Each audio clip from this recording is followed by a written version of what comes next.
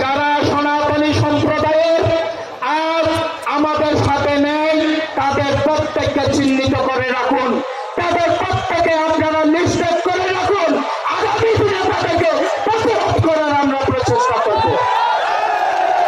যে জাতি আমরা সম্প্রীতির কথা বলেছি, সম্প্রীতির বার্তা পৌঁছেছি, সনাতন ধর্ম কখনো বারবার করে বলতে চাই আমরা কখনো অস্ত্র নিই নাই, আমরা কখনো লাঠি নিই নাই, আমরা কোনোদিন কোনো ব্যক্তিকে প্রতিহত করি নাই। আমাদেরকে মারতে এসেছে, আমরা তাকে বুকে আলিঙ্গন করে নিয়েছি, আমরা কোনো প্রকার প্রতিহত করি নাই। তাই বলতে চাই এই সম্প্রীতি বজায় রাখুন, এই সৌহার্দ্য বজায় রাখুন, সকলকে মৌলিক অধিকারের আদায়ের নিয়ে মৌলিক অধিকার দিয়ে বাঁচার সুযোগ দেন। মাননীয় উপদেষ্টা মন্ডলী, আপনাদেরকে বলতে চাই আমাদের এই দাবি মানে নিন।